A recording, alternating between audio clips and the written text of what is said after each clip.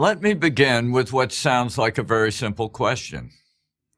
What is the most essential ingredient in wealth creation and economic growth? Almost everyone would answer money, or having a lot of natural resources. But the real answer is knowledge.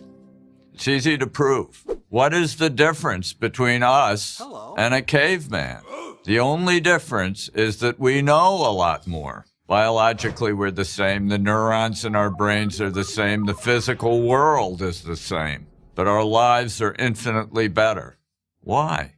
Because of knowledge. You don't have to go back to the caveman to prove this point. You could go back 50 years. New knowledge, say the discovery of penicillin or new algorithms that lead to better search engines, always comes as a surprise. We call these surprises innovation because they are inherently unpredictable. New products burst on the scene seemingly out of nowhere. Suddenly, there's electric light, or an automobile, or an iPhone. Now, of course, these products didn't come from nowhere. They came from the synthesis of accumulated knowledge, which led to these innovations, these surprises. By definition, then, innovation can't be planned. It involves dislocation. The makers of buggy whips did not have a great future when Henry Ford introduced the first Model T, and it always points to the future. Innovation, new knowledge, leads to not only new products, but new companies and whole new industries. And innovation creates wealth, wealth that is ultimately distributed all through an economy. But here's how it works. More freedom, more knowledge, more innovation. And more innovation leads to dynamic economic growth. Less freedom, less knowledge, less innovation, less economic growth. So if freedom promotes knowledge and innovation, which leads to economic growth, why don't all people and governments embrace it?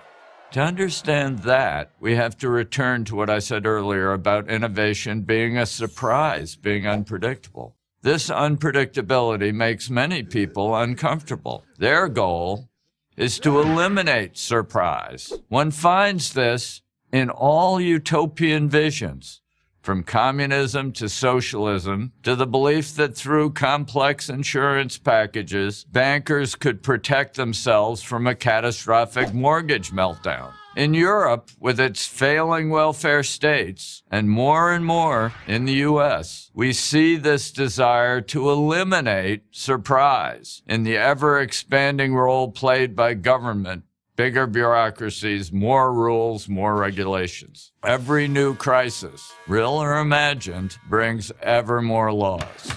A corrupt energy conglomerate, Enron, implodes in 2001. A year later, the Sarbanes-Oxley Act is passed, adding thousands of new pages of regulations to the Federal Registry. In 2011, the 2,300-page Dodd-Frank Act is written in response to the 2008 financial crisis. It has since grown to more than 8,000 pages. Most of these new regulations simply impede freedom and therefore impede the growth and distribution of knowledge. They divert the entrepreneur's energy and resources away from innovation and toward compliance.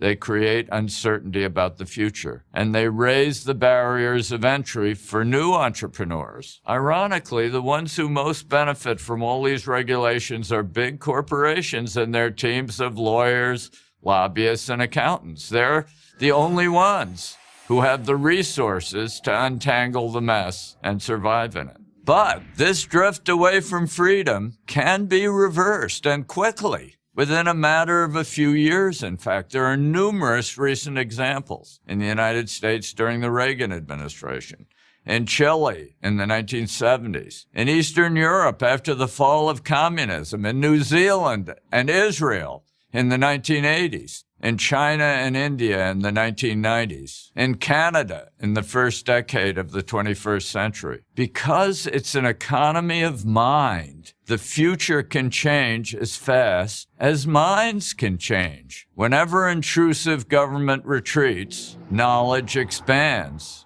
and new prosperity follows. The opportunity for dynamic growth exists not only in the United States, but all over the world, if we're only courageous enough and free enough to seize it. I'm George Gilder for Prager University.